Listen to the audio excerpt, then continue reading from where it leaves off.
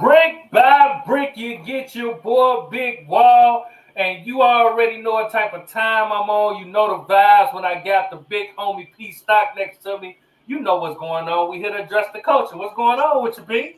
It's time to address the culture. That's what we do, man. Welcome back, man. I mean, your absence, that energy and everything else, we held it down, but Yeah. it's not the same without Big Wall. Oh I man, mean look. that intro, and I'm sure Darren will tell you the same thing here shortly. We'll be telling you. Look, man, hey, it's good to be back and feel like I'm home, man. Shouts out to everybody, T-Bone, all the dope shows we had holding it down for the team, for the kid while I've been out, man. But it's good to be back. Yes. The shows that we've been having and everything that's been going on been amazing. And today is no different. We got an amazing show. We got somebody that pretty much solidifies what we do on this platform. When we talk about growth, development, taking the whatever culture you're a part of and taking it to the highest level. And that's what our guest did on this platform. Took it from the dojo to Hollywood. You know what I'm saying? Hollywood, and that's how they do it. He set a goal young. He was already into the martial arts and boxing and everything, and then he always wanted to be in the movies, and he accomplished it. He's on. He's doing what he set out to do, and with some incredible people, some of his idols and people. So that he's fulfilling his, lifelong dream in Hollywood. Making it happen. That's big. You right here. And definitely subscribe, share, like, comment, because we bringing it. We ain't giving you no smoke. We giving you the real. We ain't ducking at all. Ducking all right here. We ain't ducking at all. It's right here, all of it, on Address the Culture. Shouts out to everybody that's been tuning in too. You know what I mean? We really appreciate the platform, the culture gang in the building. You already know the vibes. Tapping in with us, man. Giving us your feedback. Giving us everything, your energy. We appreciate it, man. We global. That's right. We got so many amazing things going on. We got some amazing interviews coming. We got a lot going on, man. So we appreciate everybody tapping in with us. You know what I mean? From just all across the world. You know what I mean? When we talk about addressing the culture, we're not talking about nothing specific. We're talking about global activity. And that's the energy that we've been getting. So we appreciate everybody for holding us down and representing and helping grow the platform. You know what I mean? That's right. We appreciate you because it wouldn't be possible without y'all. And we bring these shows, to address the culture with some people that you might not. We hope that, you get it, with the martial arts series and the artists. And now, we're moving up with people that's doing both. They're acting, they're doing martial arts. So we coming to that phase. It's growing, and we appreciate you. Thanks for the support for all the viewers, the FMA family and everybody that's tapping in. Let's tap in. Let's go. Look, and speaking about tapping, that's what we're going to do today. You know what I'm saying? We got a big dog in the building, you know what I'm saying, who have worked with the likes of Arnold, Jean-Claude Van Damme, Sylvester Stallone, Mario Van Peebles, Mike Tyson, you name it. He's done it. Steven, what's my man? Steven Seagal. You know what I'm talking about? I mean, he was in Jersey Boys. If you've seen Jersey Boys, he had a small part in there, but it was just his factor. That was a Clint Eastwood movie. So, and that's an interesting. A portfolio and a filmography that he put together that he's in. But it's big, man. And it's a pleasure. Yeah. So tune in, strap in. We're gonna hear a lot of stories. We're gonna get a lot of feedback when we talk about just growing your culture from the, like I said, the dojo to Hollywood. So we're gonna hear a lot, we're gonna see a lot, and this is gonna be one of those interviews that you need to tap in. Of course, we got our tour guide. We got T-Bone in the building. You know what I mean? Grandmaster. You know the vibes. He's in the building, and that's the way it goes down. That's the way it goes. Or just the culture. So look, you know what we like to do. We like to pay our bills around these parts. You know what I'm talking about? And that's what right. we're gonna do. We're gonna take us a little pause for the cause, pay a few bills, and me and Pstock gonna be right back to do what we do best, y'all. We're gonna adjust the culture. I set up 10 bricks, and then I put a cinder block on the top of the 10 bricks. I remember. And then underneath, I put down 2 cartons of 12 eggs on each side, so 24 eggs total. And so the trick was it wasn't breaking the brick, getting on the raw eggs without smashing the raw eggs. So I was putting my weight on both of the eggs. And so what I did is I set my hand on top, slap the center bricks, split the center bricks, break all 10 bricks, without breaking the eggs that I was standing on. Wow. People started to think that small circle jiu-jitsu included the striking, which was, and the striking was the part that I brought into it during that time. When I came back home, that's when I ended up developing small circle jiu-trap boxing. I don't know if you were aware, but Grandmaster Jay and Bruce Lee were very, very close. And they were close to the point that Bruce used to come to Grandmaster Jay's house, and they would talk stories and theories and so forth and so on. And when I got to it was at Alameda High School in the auditorium. And when I got to the auditorium, he had all the pictures up of everybody that ever trained with Grandmaster Jay but mine. Wow. There was no picture of me to be seen at all. And you said you trained up under him for 35 years. 35 years. And so he would say that our fist is like the nuclear bomb. It's very dangerous. It's very powerful. We have to have great respect for it. And we also need to cover it with love. And make sure that we're not being braggarts and boastful. I look at a lot of the generation now, they talk about you gotta respect me, you gotta respect me. But they don't know how to give respect. They don't know how to give respect. No. Put some respect on my name is what they say. Put some respect on my name is what they say. Yeah.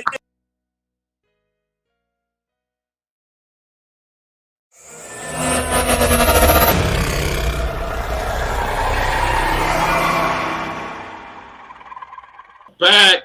Yeah, man, bro, it's good to see you, Tom Big Long Capone. What's going on with you, man? How you doing, T-Bone? Man. Oh man, this is gonna be a great show. You know, we got James Bennett on the show today, and going back before COVID, 2019, and it's ironically that the Doc Dan Heck, you know, we filmed him on the show. And, you know, in regards to the Masters Hall of Fame. But going back to Costa Mesa 2019, before COVID hit, I did the Masters Hall of Fame seminars. And my time came up, and I walked up, and a good-sized group came up to train. And James Bennett walked up to me, and before I knew him, I've never met James Bennett before. And he had told me, you know, Danny and Asando told me to check out your class, you know. So I'm coming, and, you know, I want to learn, you know. And I didn't know who James Bennett was at the time, okay? It was after the seminar, we connected on Facebook, you know, and then he hit me up, and he says, hey, Danny would like you to come on out to Bahala Na yearly function in honor of Danny and Asando and Bahala Na, late Grandmaster Leo Jerome. And I said, I've never been to it, but I'd be honored to, you know, stop on by. And they coordinated this event for us to come in at the end of the show. And it was actually one of the first time I've seen Sifu dance since I was a little kid. You know, you got to understand my parents, my uncles, you know, my mom and dad, they grew up with Danny. You know, Stockton's still a small place, and you're talking about the 1940s, you know, 30s, 40s. The Filipino community was very close-knit, And a lot of them, they played sports within their churches, the schools that were largely Filipino. And all the kids of that era grew up together. So a lot of my family grew up with Danny Inosanto, and he was the pride of Stockton, the guy that was in the movies of Bruce Lee. As a young kid growing up, to see Danny die in a film with Bruce, it hurt a lot of us Filipino kids' feelings, man. Oh man, Danny died. Yeah. So, it was James Bennett that made a connection for me and my crew, my son, to show up and get to meet Danny. And, after a long seminar, and I know there was a lot of folks standing in line wanting to take pictures and get autographs with Danny, we came up before anybody could get autographs. And Danny started asking about my uncles, my dad, and talking history about some of my uncles and their fight careers, and some of their fathers' fight careers went in boxing like 400 fights. This is an era of Filipino, they call them smoker fighters. And Danny's history on the fight game and boxing, he knew it by heart. And so he gave me a breakdown while everybody's all sweaty in the back watching us talk and just chat it up. But at the same time, a lot of people were looking at like, hey, man, T-Bone knows Sifu Dad? Right. Well, he came up in Stockton and went to school with my family, my dad, my mom, So what James Bennett brought together, it was an opportunity for me to meet a man that I used to see at family get-togethers, barbecues, stuff like that, just a little kid. Hey, man, see him? That's Danny. Yeah, man, he trains with Bruce Lee, and we'd run up to him, look at him, tap his shoulder, run off. But, me being a martial artist today, I could say this, and I remember it. I remember Danny picking me up and throwing me in the air. You have a hard time doing that today, man. I'm a big dude, right?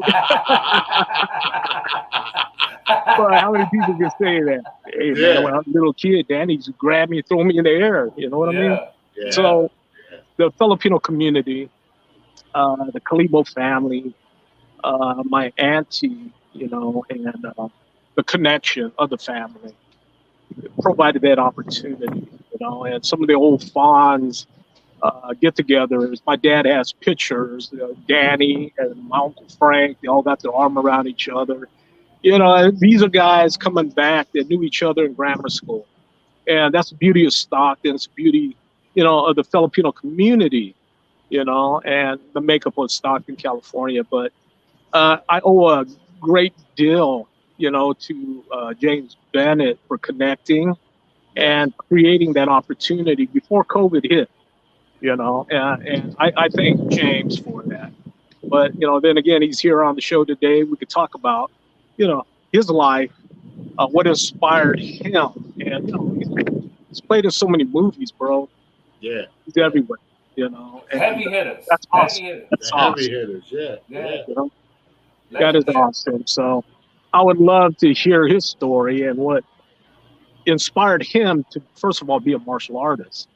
But where the martial arts has taken this man, to so many movies, But, watching... Because arguably, that's the pinnacle, right? Yeah. In that field, like, that's where that's the end game, so to speak, to reach the heights. But how you think I felt though, guys? Here's a guy that did my seminar. He enjoyed it, got back with me, and it wasn't until we friended on Facebook, and I started seeing his photos coming up on Facebook with Van Damme and Schwarzenegger and all these actors, right? I was like, oh my goodness, that's who he is. I thought I recognized him in film, Yeah. But he's such a personable guy, hard worker. As you can see, he's in great shape. And evidently, man, he's a go-getter. Okay? Yeah. So, to get to that level, you got to be unique. You got to be special. So to have him on the show, Hey, bro, it's an honor to have him on this show. You know? Yeah. It's an honor to see him again. You know? That's huge. Yes. Definitely.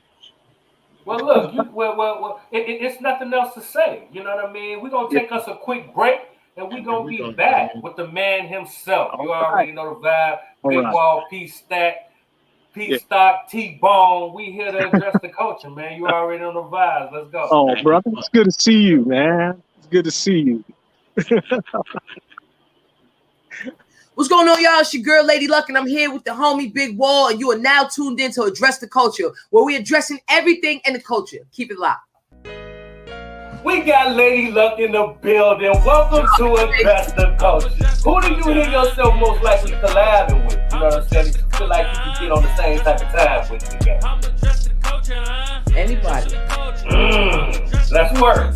So I work 7 days a week, and my like I don't have no real job. Like, you know, music is my work. So I was in everybody's DM at one point. Like, what? When I first broke up with my ex, like, 2018, 2019, I was out of control. What's going on with you? How you doing? It's our first episode, and I got my drink ready to go. You know what I mean? James on number 9 going crazy. I'm just really proud of it. I'm getting a lot of good, great feedback. So when I was in the group Dream, I was a teenager. We were surrounded by a lot of toxicity. So all hell breaks loose. You don't have to explain as to why you didn't do, or why you didn't do this, or why you didn't do that. And it was because of my husband standing there as my pillar of strength. That would be, the ultimate is to have my life back.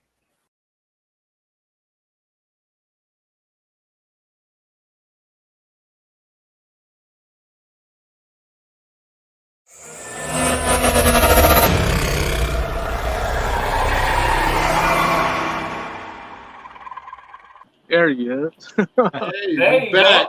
Hi, guys. How are you? Good. James Bennett. Good. Thanks for coming through. Thanks for coming through Address the Culture, man. Thank you for having me. That's one hell of an introduction. I just hope I can live up to the intro. I'm not sure I can live up to that one. Yeah. You know, I love this show because of those introductions, too. You know, it kind of like warms you up. It gets you into it. You know, everything. But understand that's Tone Big Wall singing that song, man. That's him. Yeah, that's him. Yeah. Thank you. You know what I mean? We work. Hey, we like to roll out the Address the Culture red carpet. You know what I mean? Yeah. You're going to get your flowers today, man. Look, we thank you for coming through with us, man, telling your story, addressing the culture, man. Because you've done so many amazing things in this culture, for the culture, you know what I mean? And we just want to talk about it. So look, we're not going to waste no time. We're not going to hold no punches, you know what I mean? Yeah. We're going to start at the very beginning because you have such a long, lustrous career. We're going to start it from the beginning, man. Tell us about yourself and tell us how you started off on your journey. Well, I grew up in Ireland. I grew up in a small town about 28 miles northeast of Dublin called Trim. It's actually the same town Braveheart was filmed in. And I started doing martial when I was very up island, causing problems and fighting and stuff like that. I was very active. I wasn't a geeky kind of kid. I was more like a physical kid. And so I started doing martial arts when I was very young. I started in Kempo Karate in the Trim Kempo Karate Academy. And I started under an instructor called Tom Gorman. And then later there was Darren McGee, Jarvis Cullen, and Bernard Reynolds. They ran that club.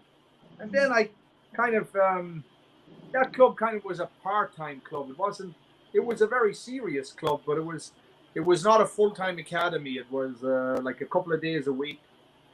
And then I moved on to Ed Downey in Selbridge, and he has a full-time academy, and I've been with him ever since I was very young. And then, you know, that was camp. That's the Ed Parker American Kempo, which the Trim Kempo was Ed Parker American Kempo too, but it was the Ed Parker American Kempo with a Japanese twist to it.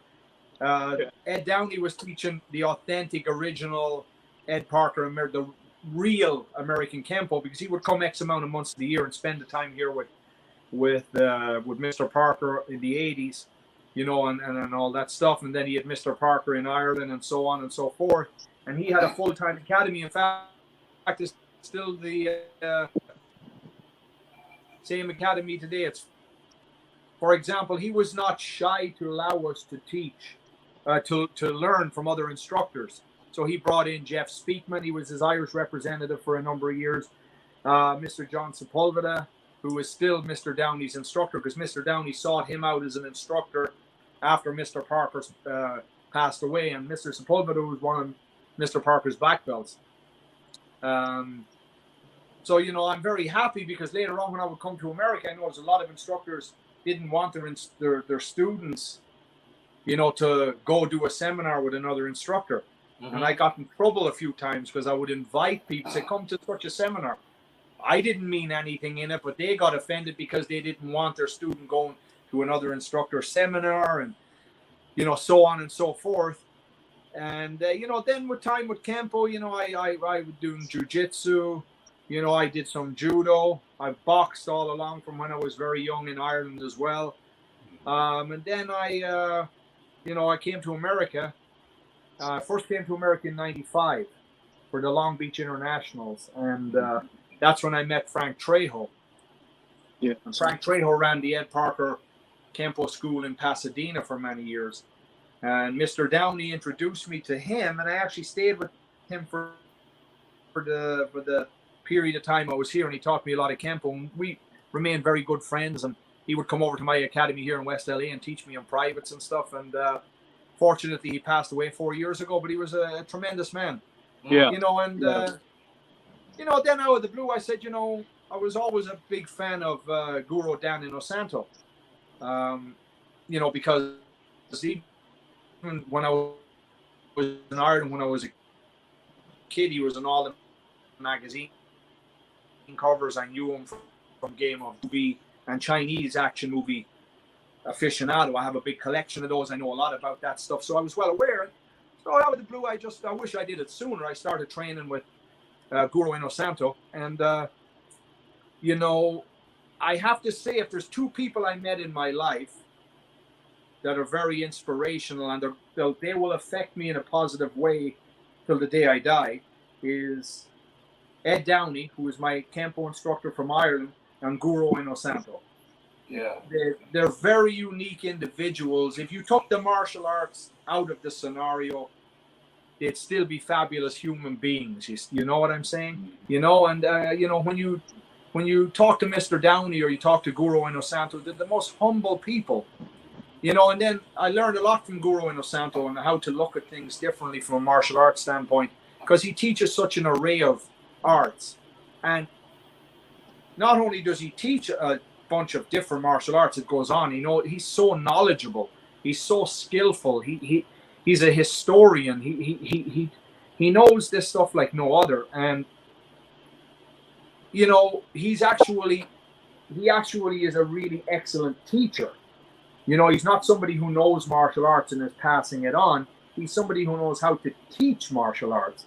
And there's not a lot of people that can actually, a lot of people can show you something. There's not too many people can teach you something. There's not as many. And, you know, training with Guru Inosanto made my Kempo better. You know, and being a Kempo guy originally, which Mr. Inosanto was as well, actually made my Kali better as I progressed in the Filipino martial arts. I was able to pick it up quite fast because Kempo is very elusive. It's not like a rigid Japanese style where everything's very mechanical and then you really got to deprogram yourself and reprogram yourself. Kempo is very fluent and powerful, like the Filipino martial arts. It's very, you adjust very fast. It's not really mechanical. It's all about flow, you know, and power where power should be and speed where speed should be. So, you know, from when I was very young in Ireland, I was teaching as well. I was teaching from when I was about 12 years old. And Guru Inosanto had said something to me a few years ago, and he said it to me once by himself, and then he mentioned it in the class as well numerous times. The best way to learn something is to teach it. Mm-hmm. Yeah. And the best way to make it better is to teach it. Yeah. And if you want to know how good you are as a teacher, find somebody and bring them from the beginning, and that, you know, you'll know where you're at.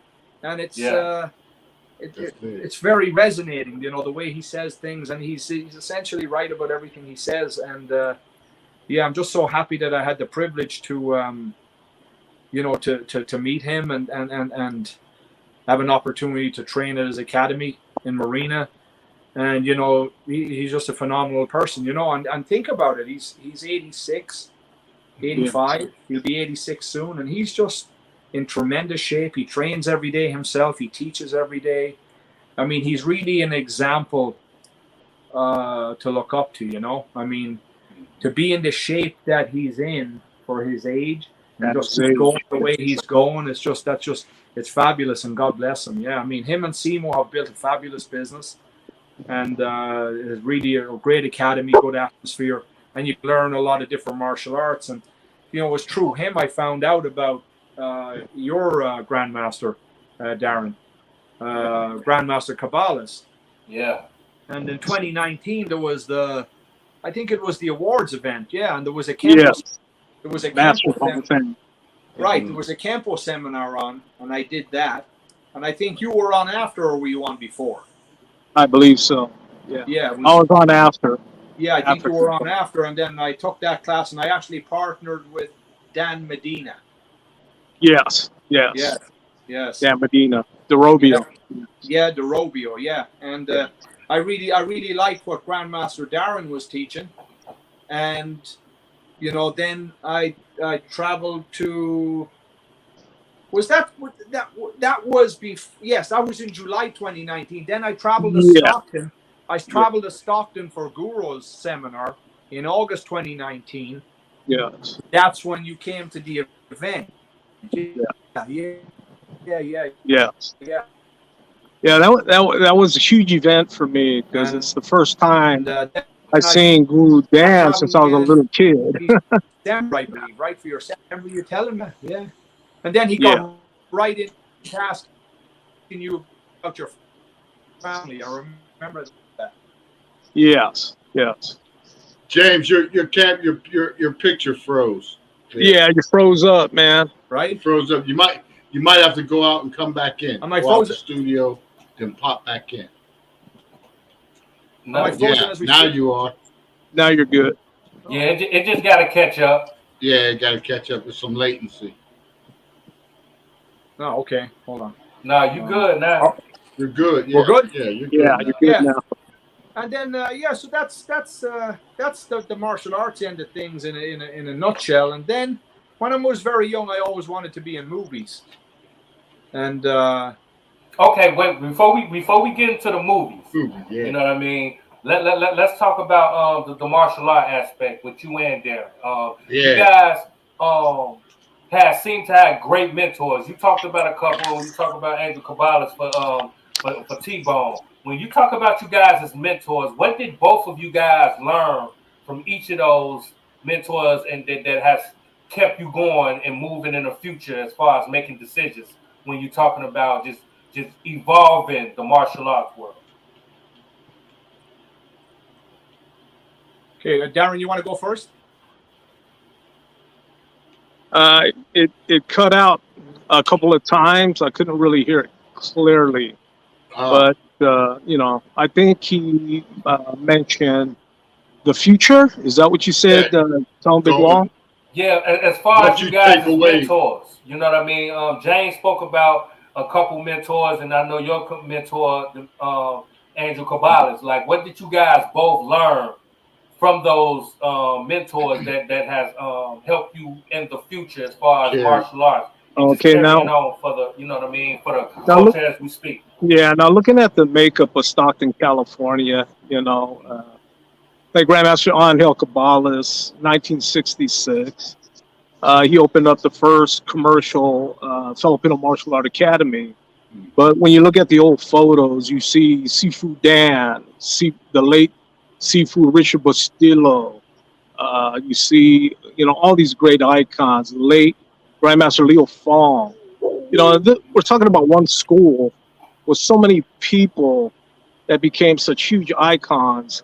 in the martial arts sector, you know. And, you know, we take pride in Stockton, the Bahalana School, Jerome system, Kabbalah, Serrata, Eskrima, the late Gilbertino, you know, the whole makeup of Stockton and the systems that grew from the 60s era. But, you know, when you look at the students like Sifu Dan and where he went in the martial arts sector, you know, and as one of the most, I say, versatile martial artists one could ever really see.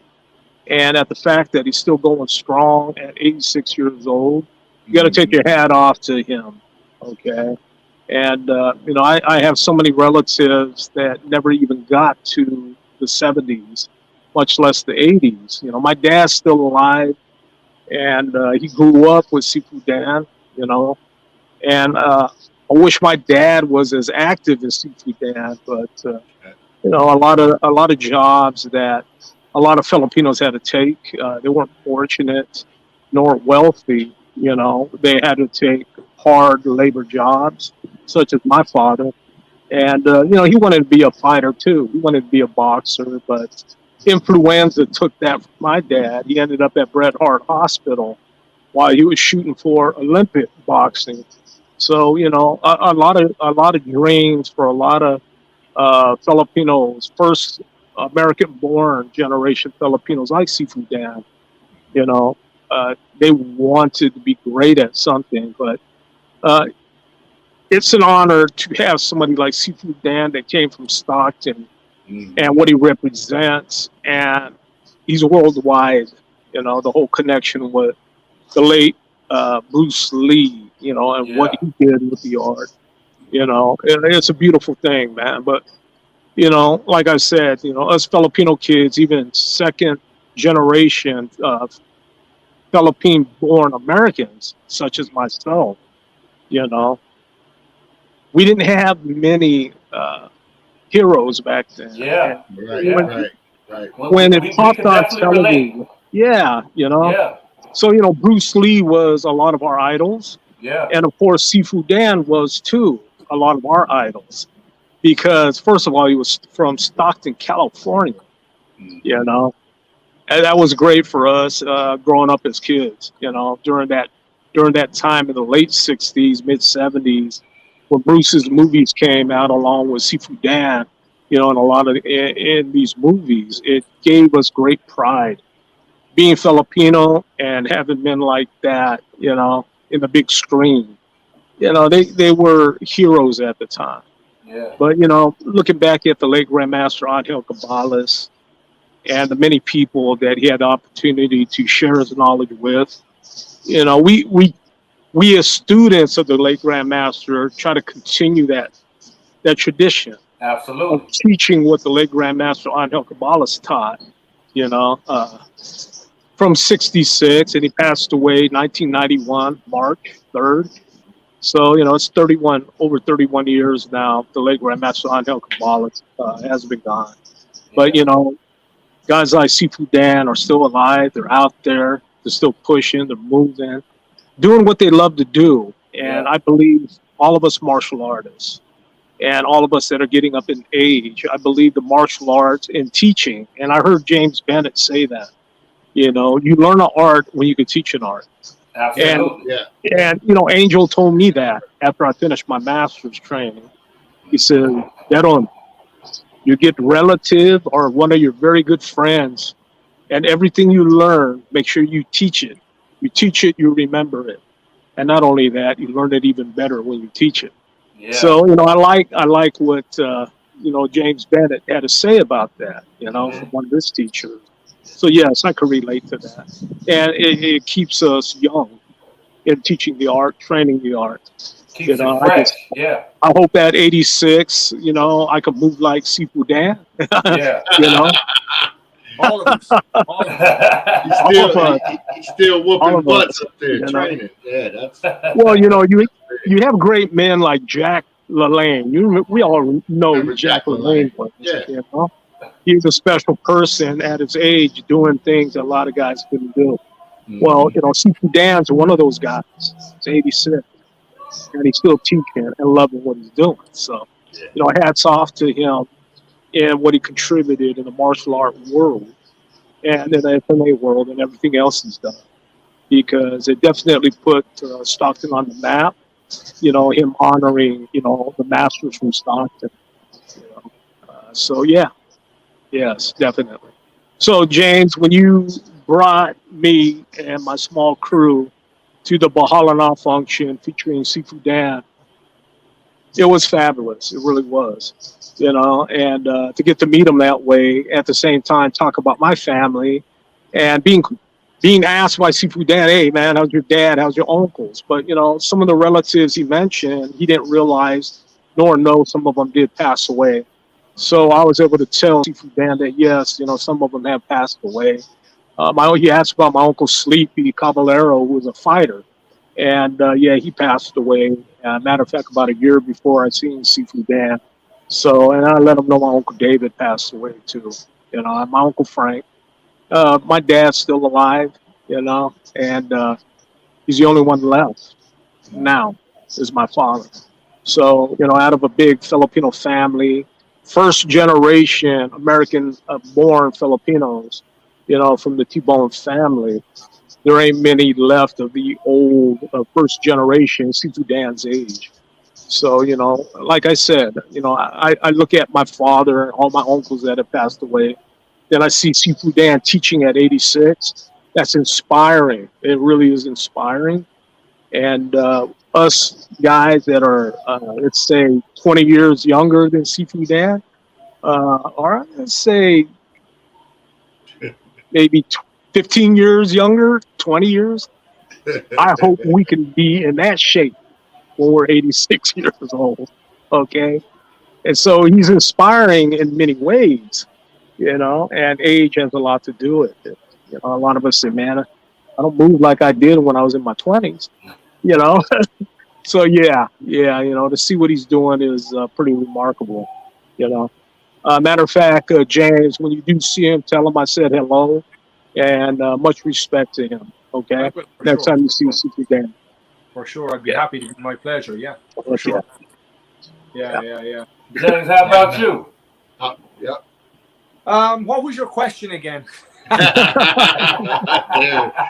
caught some wind. Good stuff. Yeah, can you refresh me on the question, please? Just when we're speaking about your mentors, because you talked about them, the masters that helped you. You spoke about two of them. What did you learn from them moving forward that has influenced just the way you teach, just the way you live as far as just moving the culture forward? Apply to life. Well, I think what I've learned personally is like I've learned a lot, and not only have I learned the skill that I have, but you learn a lot from, like, when, for example, when I do a seminar or I do a private lesson or I do a class with Ed Downey, my Kempo instructor. I've known him since I was very young. He's like the father to me. You learn a lot. One of the first things he taught me when I was very young, and it's so true. You know, I don't know, I was upset about something. And, you know, I'm a little intense sometimes. I'm far from a perfect human being.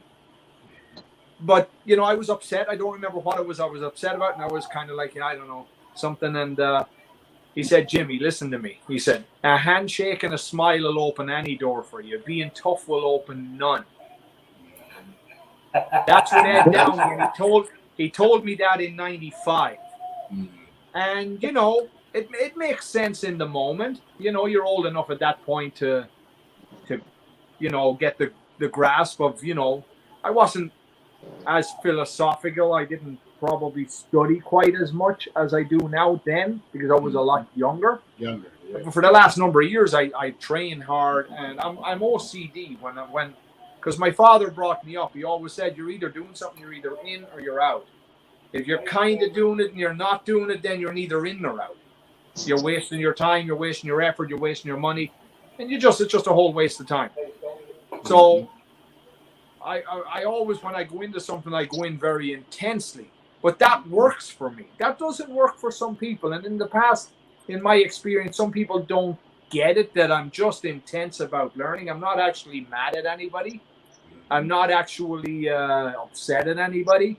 I'm just my head is I'm just intense. I'm listening. I'm watching everything. I can, you know, when I would listen to Guru Dan, I'd be so honed in on what he'd be saying when he's teaching that even with 200-300 people in a hallway, I'd be able to pick out a word he said in the science or Tagalog, and I would hit.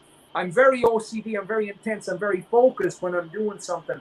Like I'm either in or I'm not in. I'm totally in or I'm totally out. Right. And you know, when I was very young in Campo, we don't stretch a lot.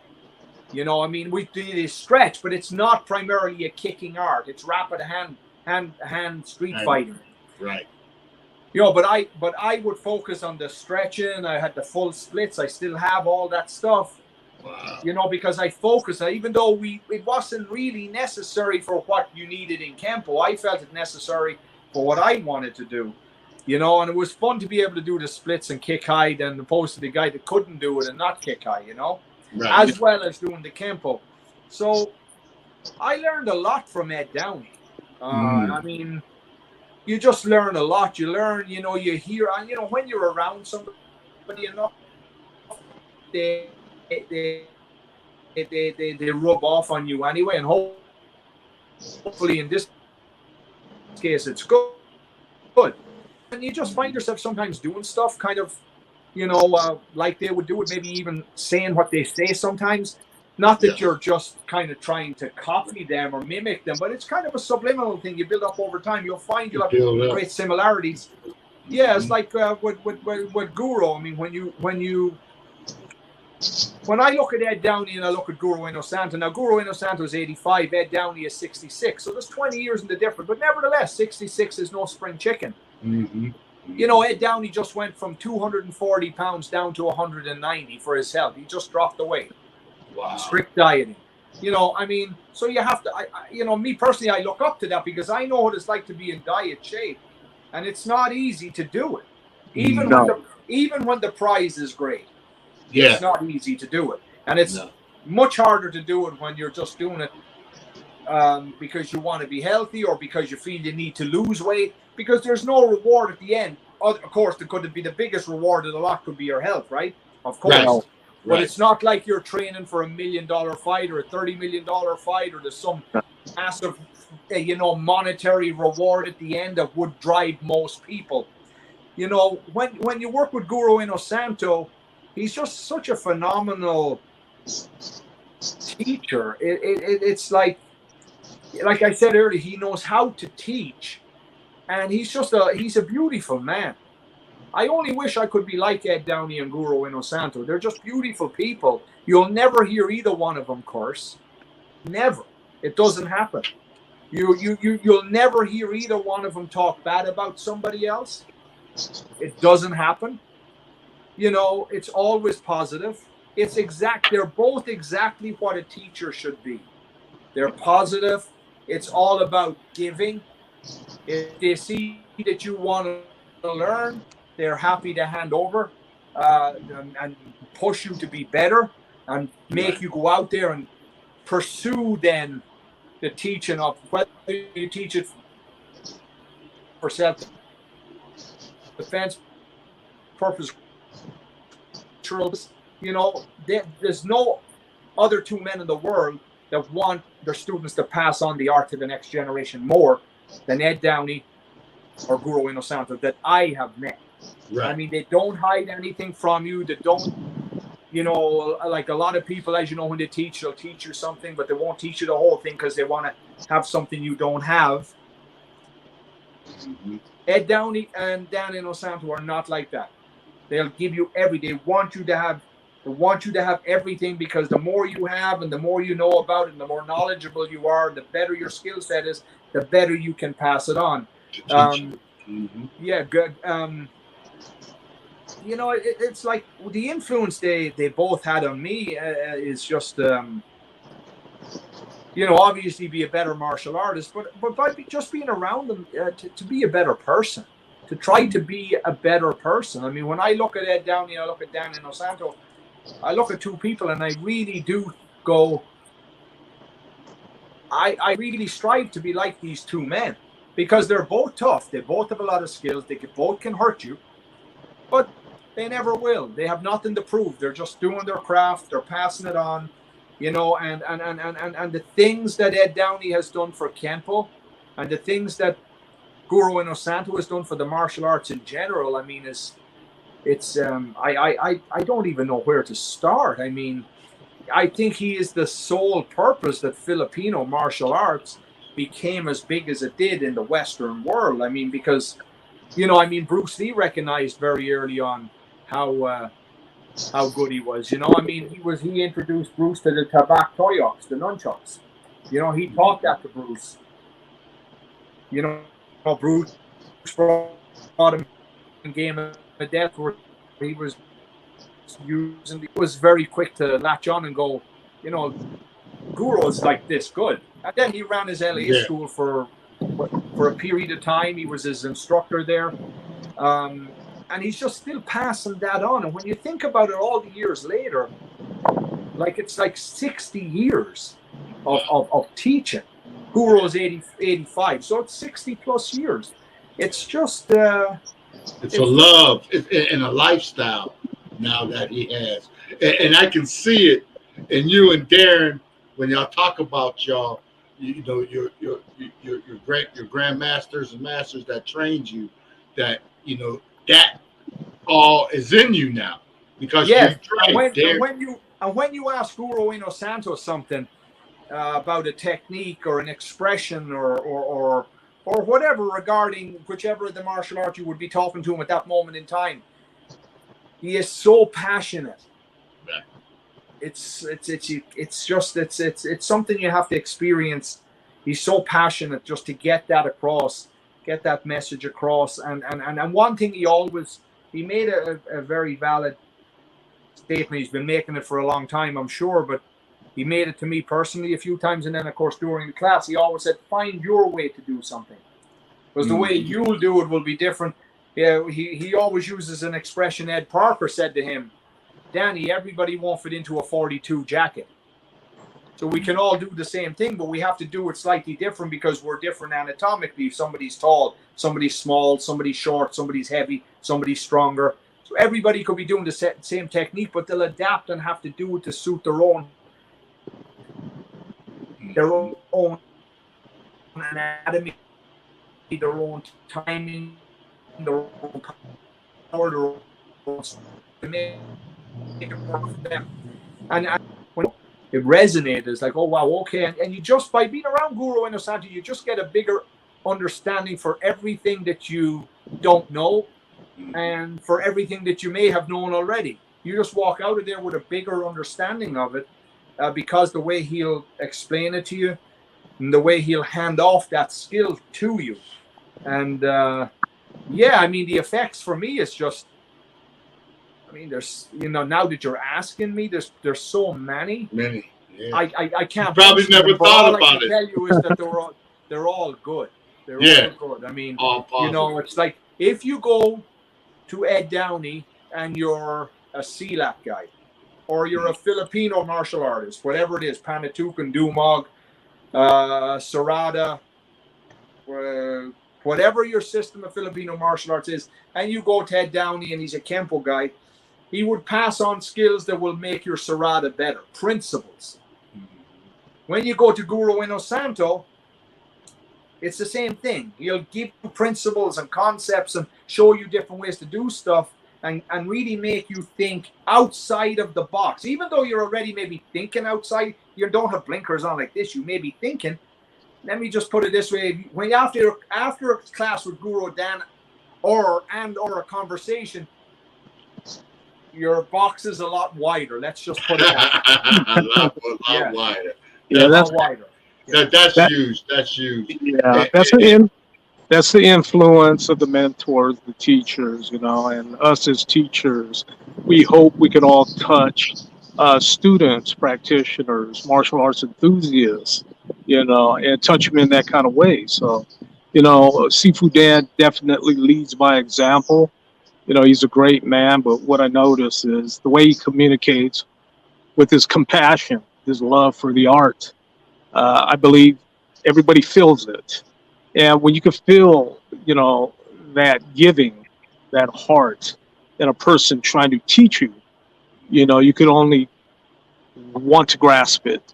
So, you know, he's definitely a great teacher and role model, yes. But, you know, he's so much older than a lot of the guys, even in their 60s, to have that gift of knowledge, yes. We all shoot for that. We do, you know, in our respective art. Absolutely. Yeah. And the thing is, when you learn from certain instructors, you know, I've been very lucky who I've been around in my martial arts career, because I know people who've been around as long as me and longer than me and not as long as me, and they haven't been as lucky as I have been, meaning they may have been with an instructor who doesn't want them to train with another instructor, right? Or, you know, this kind of stuff. Ed Downey was never like that. Guru Inosanto is not like that. In fact, one of Guru's mottos is go and learn from other people. Learn as much. Yep. You should do that. I want you to do that. You know, he promotes that on a very regular basis. Every individual will offer, you know, and then, you know, you can, you know, absorb it and discard what doesn't work for you or whatever. And, you know, I've been very lucky. Ed Downey, you know, in the early days in Ireland with Campo, he's still doing it today, but I'm here, so that's why I'm referring to at that time. You know, he would hold his camp. He would have Jeff Speakman, Brian Duffy, Frank Trejo, you know, and a whole host of John Sepulveda come over. You know, when I come here, I go train with those guys. There was never any issue of going training with another instructor. Right. I also think the relationship between student and instructor is important too, because in the Kempo world here, there are people who want rank. Yeah, and I know individuals in the Kempo world who wanted rank and felt it was their time to be promoted, and their instructor did not feel it was their time to be promoted, so they left that instructor and went and took rank from another instructor. So they just discarded all their loyalty and whatever X amount of years they had to that instructor for another instructor that's not really their instructor. They pay a fee to strap a belt around their waist. To me that seems ludicrous. Yeah. And that's one thing, you know. I tested for my first degree black belt in Kempo in April '97 in Ireland. Who was on the board was Jeff Speakman, John Sepulveda, Ed Downey, John Burgess, Richard Burgess, and a couple of others. I don't remember everybody. I tested for my second degree in June '99 in Las Vegas, at the Las Vegas Kempo camp, which the camp was, the panel for the second degree black belt test was Jeff Speakman, John Sepulveda, Ed Downey, Brian Hines, Lee Wedley, Cook Planis. So they're all high-ranking Kempo. All big names, yeah. I didn't test again until July 2013. From 2009 to 2013. From 1999. I'm sorry. I tested for my second degree in '99. From '99 to 2013, I didn't test. Then I tested for my third degree. That was not 2013, 2012. So I tested in 97, 99, 2012, and then I was promoted just 6 weeks ago to fourth degree 10 years later. So I for me, even as a young kid growing up, I found early on in martial arts, it's probably one of the worst things and best things that ever happened in martial arts. Let's start with the worst, in my opinion. Maybe not the worst, but not so good. Let's put it that way. Was that they brought rank. Now I understand rank. I get rank. I understand why it was put there. I understand why some people justify it. I get all that. But once you bring rank into the fray, then over time that becomes the most important thing to a lot of people. It's not the most important thing. The most important thing, number one, is your character. your loyalty, and your skill. You can have all the character in the world you want. You can be you can have the worst character in the world. You can have the best skill in the world. What good is the best skill if you have the worst character? You want to have good character. Now, of course, we all know everybody's individually made, but my point is that along the way, I think we can help make somebody better by our teachings.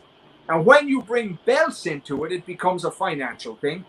And then, you know, unless you have a really stringent method and you really put time into them knowing, there's a belt system and this is why it's here. But these are the important things. The belt is a signification of your time put in, your skill set and your effort.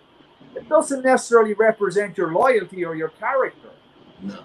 So a lot of the time people will discard their loyalty and their character for rank.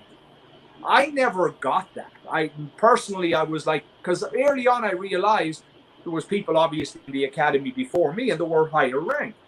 Then all of a sudden I'm as good as them, better than them, some of them, able to kick some of their butts. And then I'm looking going, well, I'm only wearing a yellow belt and he's wearing a green belt, but I just kicked his butt. So right there, at a very young age, I realized that the belt didn't really signify. It didn't really signify a lot. It's like, you know, also in the Western world, black belt is like now you're a professional. You know, I don't get that nit. I don't agree with it. I don't get it. I'm not here to try and I think us good martial artists and people who don't see it should try to change it if the change is going to be for the better. Because you know, I think a belt signifies where you're at. It signifies you're at a specific standard. And if you're not, you shouldn't be wearing that rank. Problem is I see with time that has gone on in a lot of martial arts is that and Kempo is I mean, in Ireland it's a little different. You know, it's not so much about the money. You know, here it's a little bit more about the money. So I notice you have a lot of people wearing black belts. I think Kempo right now has 410 degree black belts. Wow. 410 degree black belts, of which probably 399 of them, if you threw a jab, you'd probably hit them every time. Yeah, it's commercialized. It's commercialized, and these instructors have these places that they got overhead, and they got to pay the lights, keep the lights on, pay the rent and everything to keep these dojos running. That's all true. That's all true. But in my experience, my personal experience is that if you set a standard from day one, and of course, you know, you have a beginner, you have to have a minimum. For me, there should be a minimum standard before you test him to move on to his next belt, whatever that color would be based on your ranking system. Right.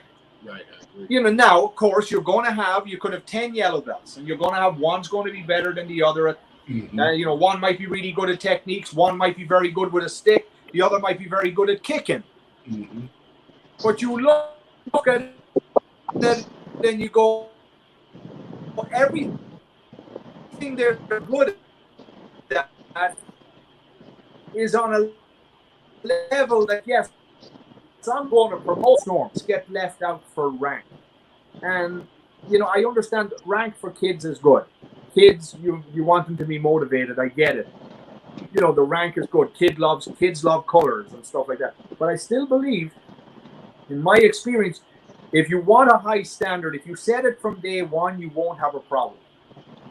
What I think happens is a lot of instructors in different systems feel that if they set that standard, they're going to lose their students. They may not have as many students, or they may not be able to pay the bill, the light bill, or the overhead. So they maybe don't push for the standard they should have. Right. And over time, it just kind of stays there or kind of waters down. And occasionally, of course, you'll have somebody come out and they'll be extraordinary, and you go, wow, that person's as good as any era at doing that system. Yeah. But I still think if you set a high standard from day one, my experience, and it'd be with some people that you might think you couldn't do it with. You set a high standard from day one and you take safety protocols and everything, people are fine. But you can't set a low standard and then go back and try and raise that standard because people.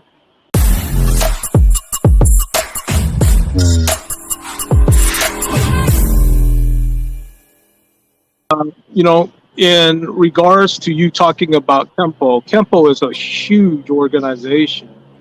It's probably one of the biggest in the world. Am I correct? Yeah. The Kempo. Yeah, I mean Kempo in Ireland. It's one of the hugest in the world, right? Martial art organizations. Yeah, Kempo is. So you know, listening to what you have to say with that big of an organization, how you guys test. There's one thing that I learned coming up, you know, in my time, Gojuru, Kabbalah Sarada, Eskrima, the floor always tells the truth. You're going to have, like you said, you're going to have 10 green belts, and you're going to see somebody or some of them maybe better in certain things. Coming down to a criteria of rank, is that what creates the problem? The rank. Am I correct? I think like you said, rank. You said the 10 rank. green belts, but only 3 look at that level. Yeah. The rest, mediocre. Yeah. As a teacher that has to grade that and elevate it, of course, it's going to create a problem, I think, within the organization, looking at the quality and standard of the individuals all wearing one belt. So, yes, some must elevate because of their ability. The floor tells the truth. Yeah. Now, that's old school. And Kempo is old school. Yeah. And I could imagine with the organization that big, how one can be suspect on the amount of black belts or ninth degrees. What I think, Grandmaster Darren, is that the organization can be as big as it wants, but when you break it down, the organization is what? It's a bunch of schools. Right. Yeah. Here, there, and everywhere. So in every school is an instructor or instructor. Yes. There's one or more. So I think in the Kempo world, to make, look, it's not easy to do because, for example, if you get somebody has got bad hips, they're not going to be good at doing certain. They're not going to be good at doing certain things. Yeah. As opposed to the person that's fresh. Yes. Yeah. But I believe that an instructor's job, this is just my personal opinion, it doesn't mean it's right, but it's my opinion, that as an instructor, we have a job, a responsibility to bring every individual to their maximum capacity, their 100%. Not to compare one to the other, even though I know we do. But if you have 10 students, every student will be good at something that the other student is not. Maybe that. Yes. Yeah. Yeah. And a lot of it's ability, natural ability. And the students' willingness to practice. Some students don't practice as hard as others. And then you got their parents in the background putting pressure on that instructor and everything else. I've seen that as well with some. Let me tell you the important thing. More important, if you are, it's amazing what the mind can do and what drive and desire and ambition and motivation can do. When I started learning from Guru Inosanto, I didn't know that stuff at all. I didn't know it at all. But I had a drive, and I bought every book, I bought every DVD of Guru's, I did my research, I got manuals, I took private, I did X, Y, and Z, and I wanted to get that down. I was intense, I was ambitious, motivated, driven. I had a desire. I just wanted to get that stuff down because I have a thing where I don't like maybe, like I said, I'm either in or I'm out. And you know what? There is a lot to be said for when you have it here and you want it. You're going to get it faster, and you're going to be better than the person who's kind of just dragging along. Yes. Yes. You know, but I still think that every instructor has an obligation to us. This is my personal thing, to make sure that every student is at their 100%, not the 100% of the other student. Yeah. Their 100%. And you'd be surprised. There's been some schools I've been to around the world, even in Asia, and I look and go, I'm trying to be nice about this. It's it aggravates me a little bit, because when somebody is, whether you're taking money from somebody as payment to train them, or you're not, that you're training them, you take them as a student to train them. Whether they're paying you or not, that's a different thing. That could be between you. When you take that student on, I believe that instructor has a prerogative, has a responsibility to give that student absolutely everything he can give him, and make him the best he can be, and give him a rock solid foundation. Yes. Not only in martial arts. Martial arts is this much of our life. Mm-hmm. Talking about give him a foundation and help him build his character. There you go. That he can go out and use that discipline. Yeah. Yes. Where he can take that discipline, channel it, and let's face it, you have a boxer. Well, I have a boxing program at my studio. I call it Books Before Boxing. Mm-hmm. Customato had a great method, and he was Mike Tyson's trainer and surrogate father. Yeah. And he had that kids couldn't do certain things unless they knew certain things about their homework, and they could write and spell. Right. And that's a really great. That's what I'm also putting in here, because I do the Customato Boxing Gym Los Angeles, which is here with Mike Tyson, and that's what I'm in the process of putting in. And I have a young kid here. I started training him 1 month before he was 4. He's a next door neighbor of mine. His name is Jingwan. And I'm not patting myself on the back here, and I've always worked with him on a private basis, always one-on-one. We're friends. There's no money involved. There never was. There never will be. I would never. I will never take money for them. They're the future. And once you bring money into the mix, it starts to get there. There's too much, it just starts to get different. And I deal with business a lot. It's probably a personal thing with me. I deal with business a lot. So when I'm able to train somebody and there's no money involved, it's kind of like, wow, we can just train and have fun. Yeah. Yeah. Of course, money's important. We need it, so on. But it changes the whole. What the word I'm looking for? It changes that whole structure for that. It changes everything, and the thing is, so what I was saying is, I trained this kid, and it's amazing. Now, granted, he's very physically gifted. He is. He's intelligent, he's smart, he remembers everything. And he's doing stuff better than I'm doing it. It's amazing. And I look and go, wow, this is fantastic that I was able to hand this off to this kid. Yeah. Because you know what? You never know. One day, maybe he'll, end up having to use a little bit of that to defend himself, and he's okay, and he does enough to get away. Yeah. And then you look and you go, you've done your job. Yes. Question, James. James, do you have children? I do not. No. You do not have children? I do not.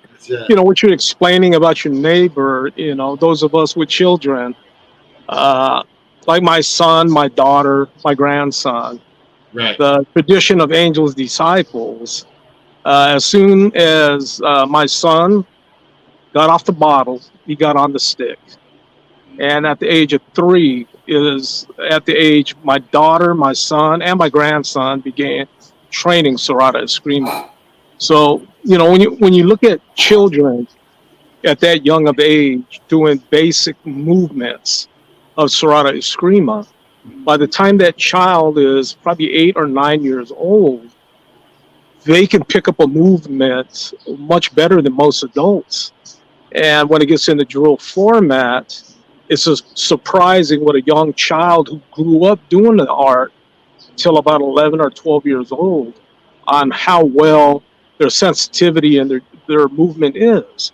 So, you know, I understand what you're saying about the money aspect of it all, but me teaching my kids, you know, as young children, you can call them babies, but taking that time for them to comprehend a movement and to perfect these movements, you know, and then once they're grown, 16, 18 years old, you have phenomenal practitioners. So I understand what you're saying about that, you know, that's the huge. money involved with it. And that's huge. But like you said, the money kind of puts a cover over the situation. It does. It does. And if you run a business, I mean, you can't run a business if it's not making money. But, you know, I just like to be able to give. I don't like every aspect of my life to be about money. Some people make their life about money, and that's okay. That's their choice. Yeah. I don't like to do that. It's nice to be able to work with somebody because you like the person and because they're learning and they appreciate you as a person. They appreciate what you're giving them. And there's nothing better than when you pass on a skill. And it could be martial arts, it could be tennis, it could be boxing, it could be American, it could be baseball, whatever that activity is.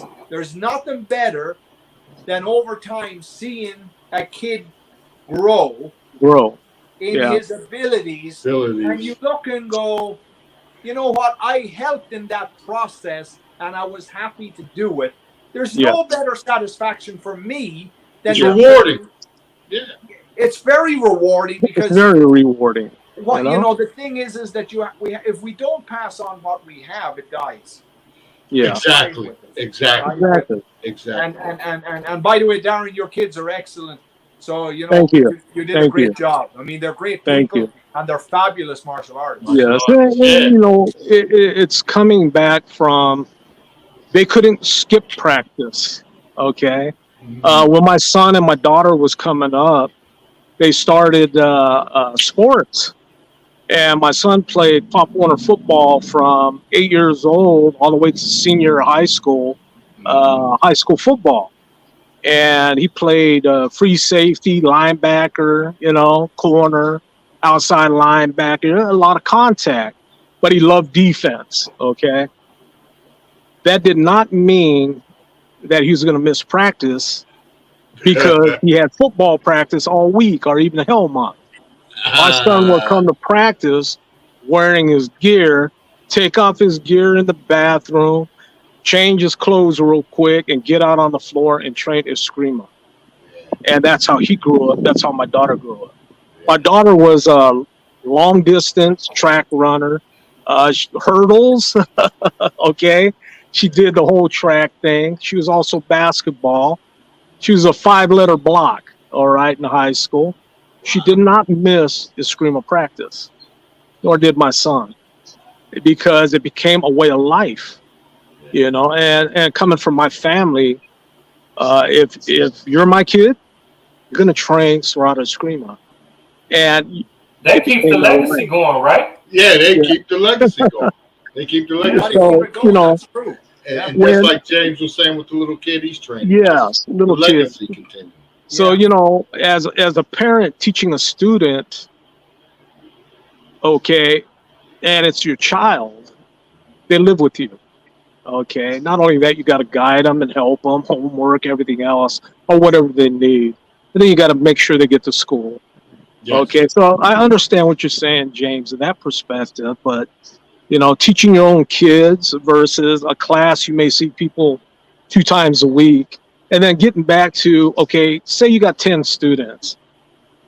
One of them or 2 of them or 4 of them always miss at least once a month or twice a month. Right. And then it's obvious of the ones that show up for practice, they grow. So it's us being teachers on how we gauge students from beginner, intermediate, advanced to high level. So, you know, Serrata Eskrima, the whole training concept of it is control. Whether you teach it slow to understand the movement, pinpoint accuracy.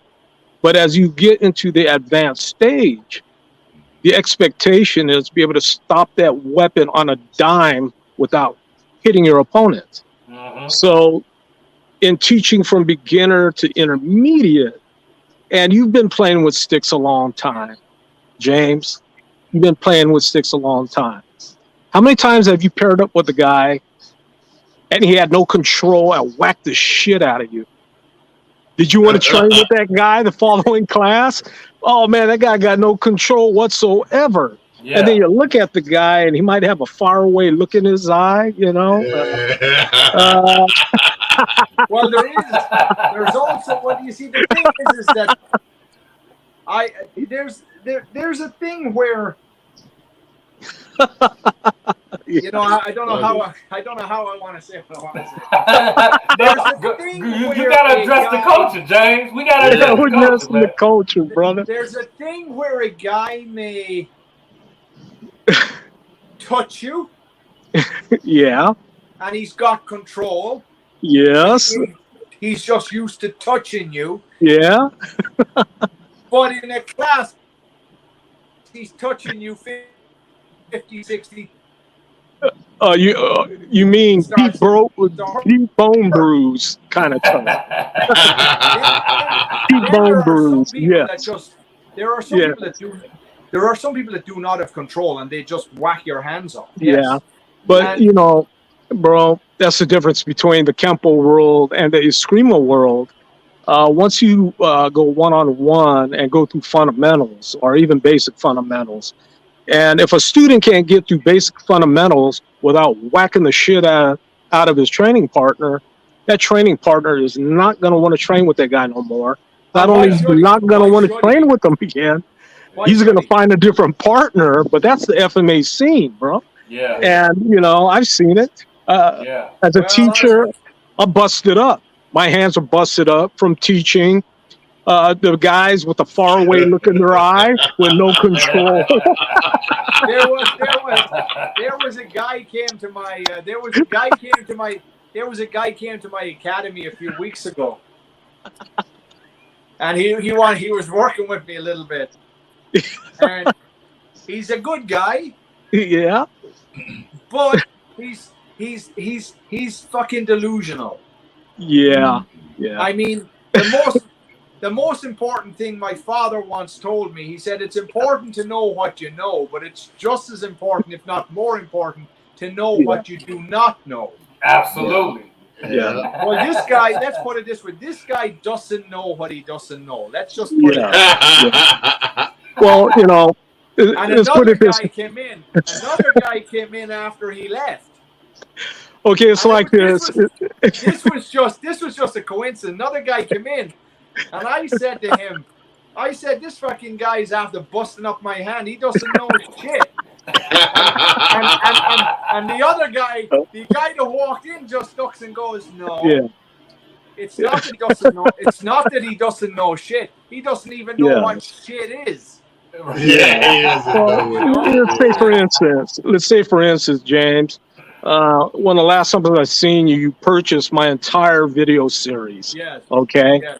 Now, if you analyze, they're right here. They're right here. If you analyze volume 1, 2, 3, 4, 5, 6, 7, 8, 9, 10, 11, you see a progression of beginning, intermediate, advanced, and high level. It'd be like showing a student 9, 10, and 11. A beginner, they ain't never picked up a stick, and say, go ahead, I want you to train this. Are you going to trust him throwing bolos at your head with no basic training? You get killed, right? Yeah. You be killed, yeah. Sounds like suicide to me. Yeah, set yourself up. Hey, guys, real quick, we're going to take a quick break. Okay. And when we come back, James, you started now. We talked about the fun. Now we want to talk about your work. Oh, yeah. We'll be back. Van of the people. That's right. Van of the people. You know what I'm talking about? That's what we're talking about. You know, it is. Right. Van of the people, baby. I'm here. Van of the people. I'm so glad to be here. Big Ball, peace. Pstock, I love y'all, man. Why are you choosing to represent the people of Southern Illinois? Well, my reasons are twofold. First of all, I found out that we don't have a dog in the fight right now. If we didn't take this opportunity, take this write-in opportunity to get on the ballot, the Democratic side and the independents wouldn't have somebody that they could support in the race at all. Just by saying, oh, he's a liberal, but think about the word liberal is really like the word liberate, which means to free, right? But if you think about somebody that's conservative and you say they're conservative, you mean that they want to conserve something. So they want to save something. Those aren't bad characteristics on either part, whether you want to liberate and free somebody or if you want to be conservative and save somebody. I think that we all trying to do the right thing. Right.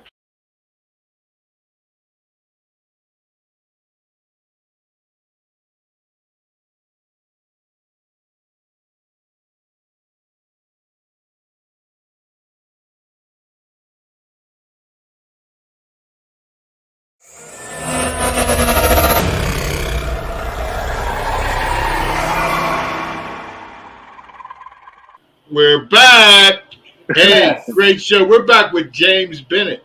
Yeah. And this is Address the Culture. Actor, martial artist actor. Now, James, you was getting ready to touch on it until we got into the other conversations, which was great, about your Hollywood career. You said you always wanted to go to Hollywood. That was one of your goals. So when you set out for that, to go to Hollywood on your journey, did you purposely plan martial arts as a part of your Hollywood experience, or you was just going however you can get in? I'm gonna get in where I can fit in. No, I was doing martial arts when I was very small, and Kempo is not very movie oriented.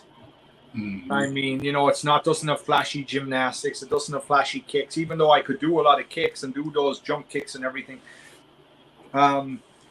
No, I always wanted to be in movies from when I was very young, and I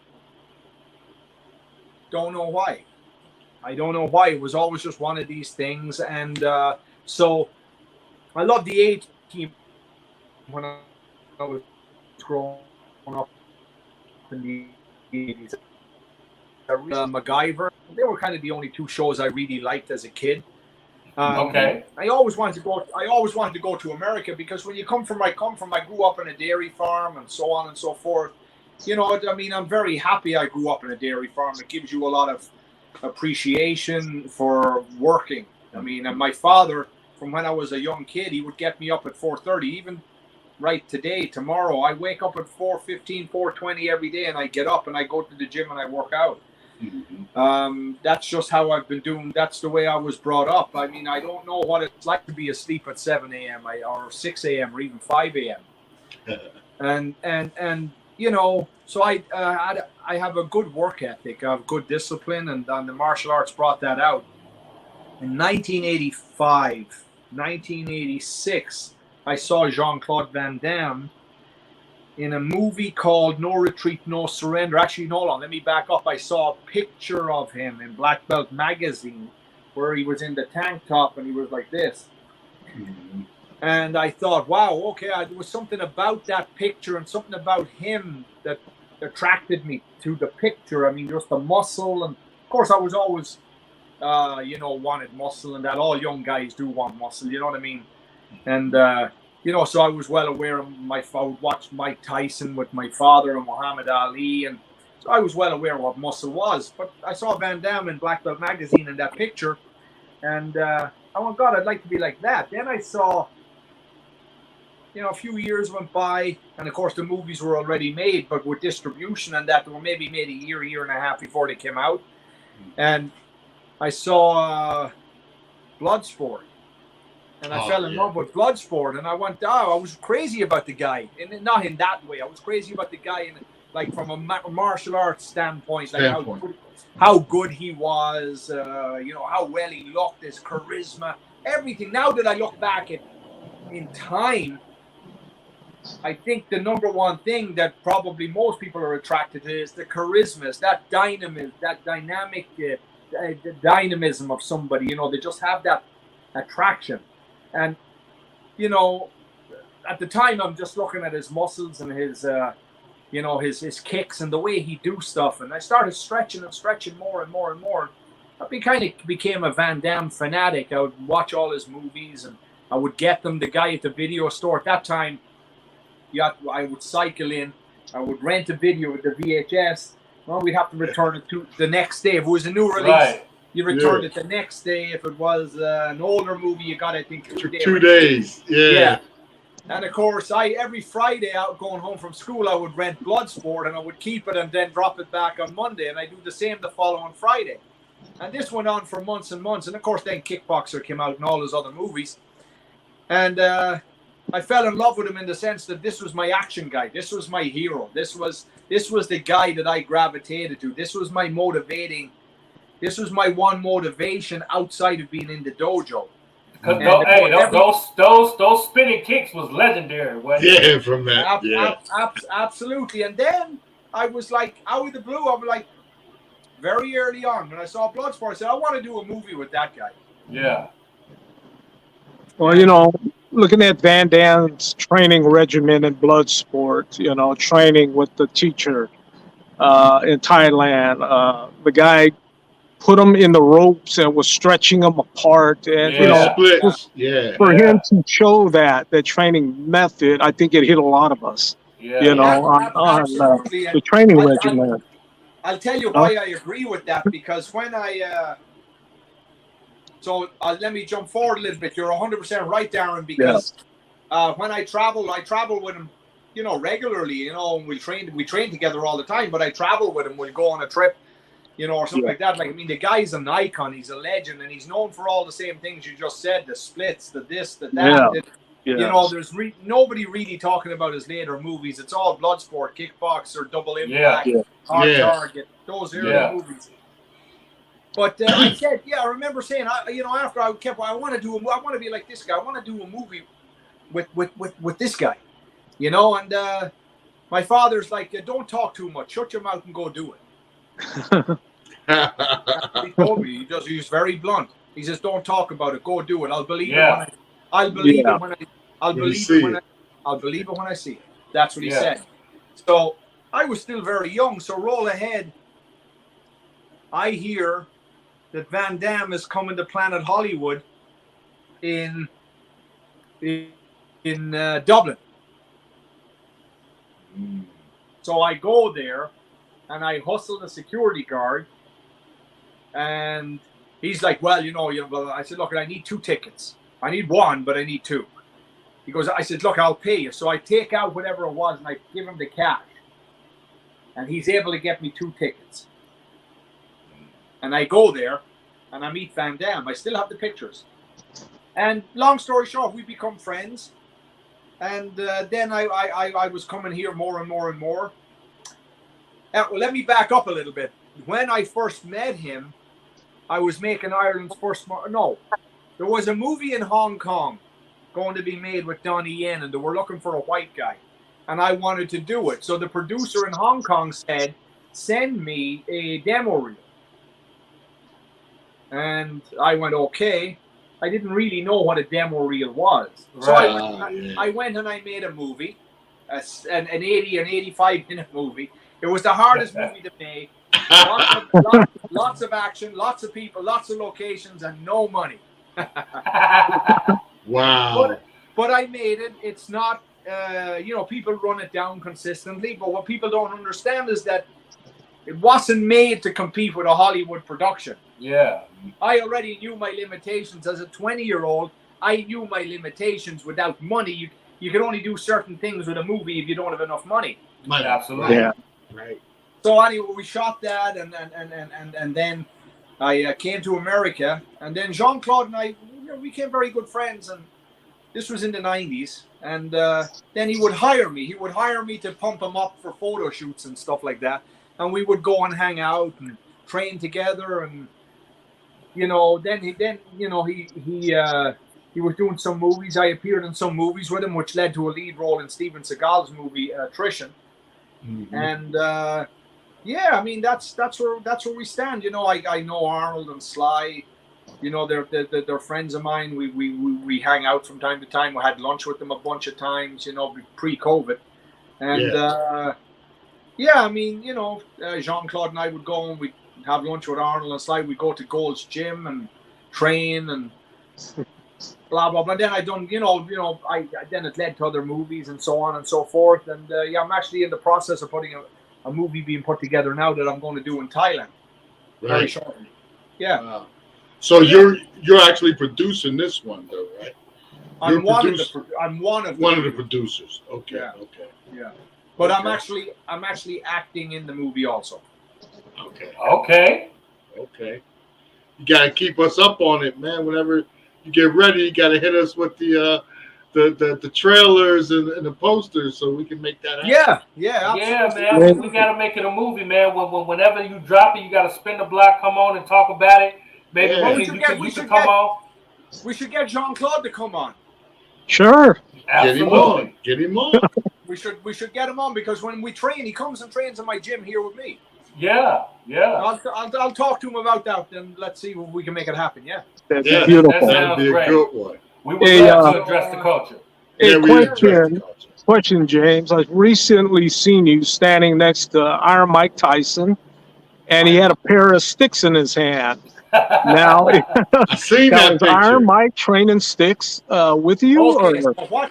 So what that is, I was working with Mike. That picture was actually taken in September 2020. Oh, okay. And because the picture I posted is a TVT or an FBF, I think.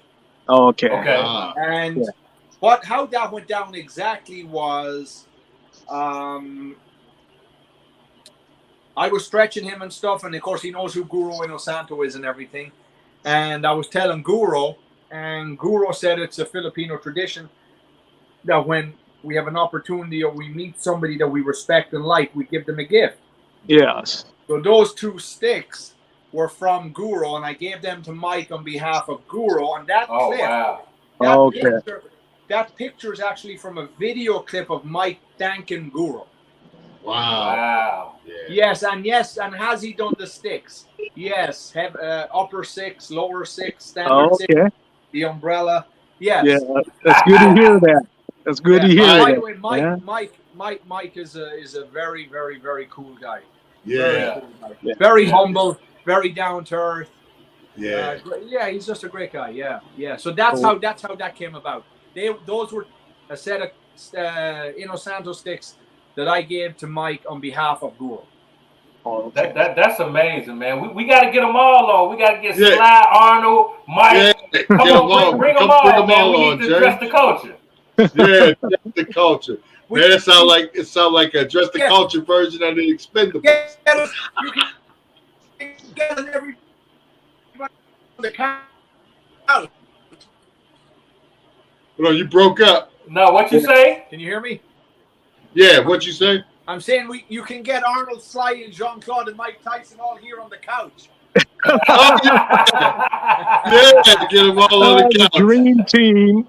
Dream team. Yeah. So that's where I kept the film thing pretty brief. I mean, I did Blackwater. I did Kickboxer Vengeance with Jean-Claude. Kickboxer Retaliation, I played the nunchuck guy. And then I did Blackwater and the Kill 'Em All as well. And I'm actually now getting ready to do the third and final installment in the Kickboxer trilogy called Kickboxer Armageddon. Oh, nice. Oh, nice. Wow. Cool. Yeah. So Kickboxer Vengeance was the remake of the first Kickboxer with Van Damme. Okay. And then Kickboxer Retaliation is the sequel to that, and then the trilogy will be Armageddon. That closes out the trilogy. Wow. Nice. That's nice. Yeah. You're going to be in. I also seen, and this is funny because you didn't mention it, but also seen you had a part in Jersey Boys. Jersey Boys, yeah, I have a funny story. we were at the Orpheum Hotel downtown, and we were on that set for the Orpheum Theater. I'm sorry, and it's a very nice theater. I don't know if you guys have been there. It's really nice.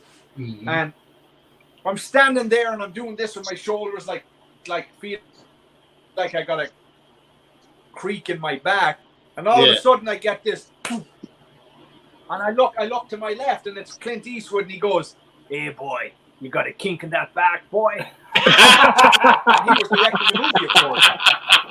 You know, but and an interesting story at the end of the shoot. Wow! I was waiting there, and I was supposed to leave, but I waited there because I wanted to say hello, Clint. Thank you. It was a pleasure. Mm-hmm. I didn't. Everybody else was gone, but you know, you have all these people in positions, and you know, all of a sudden, somebody who's probably humble when they're at home, maybe, is not that humble when they feel they have a position of power. Yeah. Right. So this person comes up and goes, "You have to leave," and of course, on a given day, I might say, "Sure, fuck, whatever." I probably would have been gone, but it's a day with Clint Eastwood. Yeah. So I said, "Why do I have to leave?" And Clint was standing 25 feet away. And he was talking to somebody.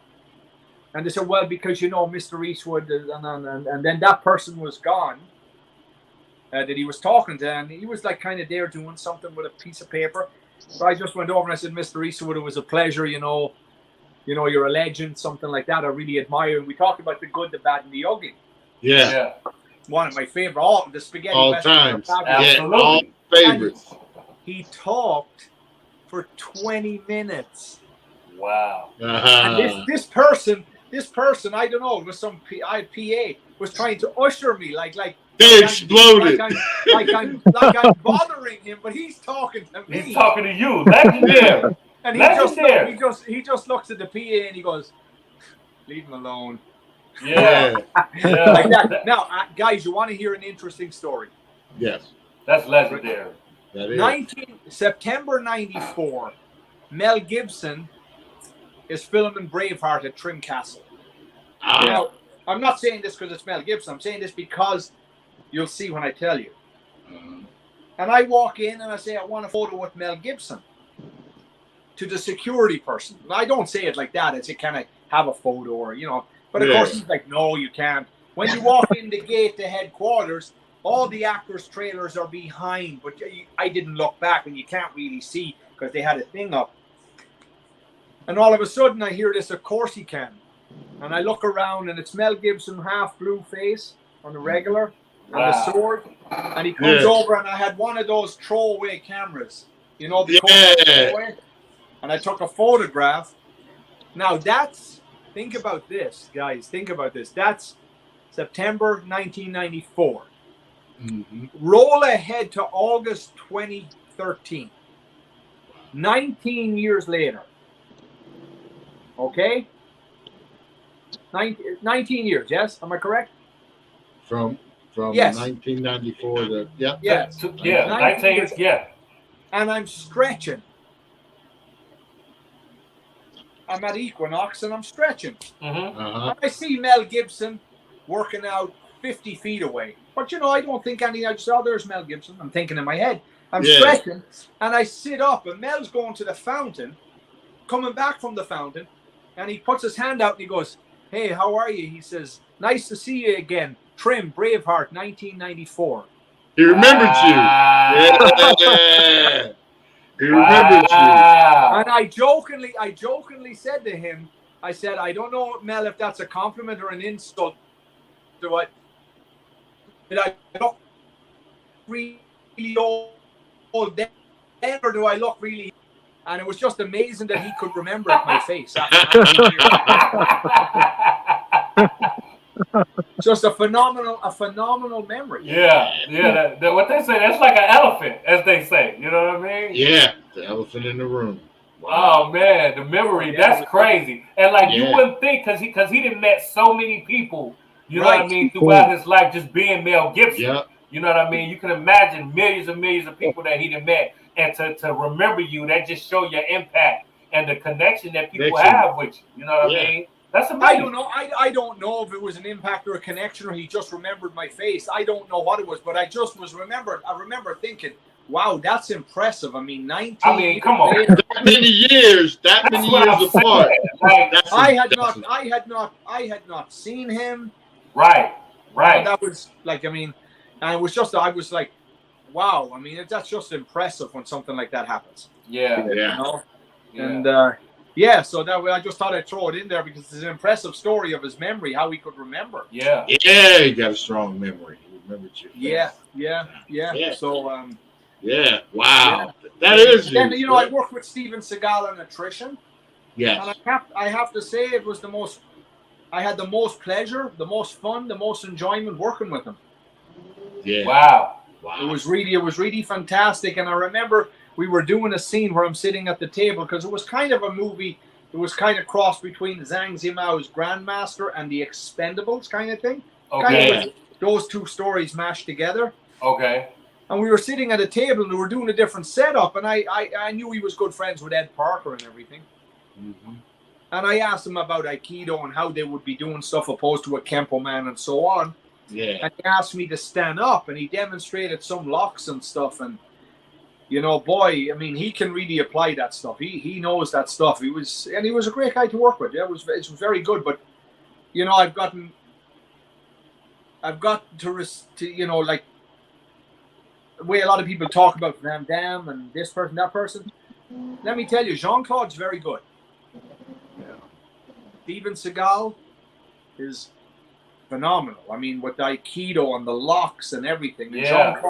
Jean-Claude's kicks and how he kicks and everything, even today, it's just phenomenal. So when I hear people talking about this or that or the other, I'm like, you know, I didn't experience any of that stuff you're talking about. And, you know, these guys are top-class martial artists. Absolutely. I don't know what these people are talking about. Your experience is not everybody's experience. You know what I mean? And that's amazing.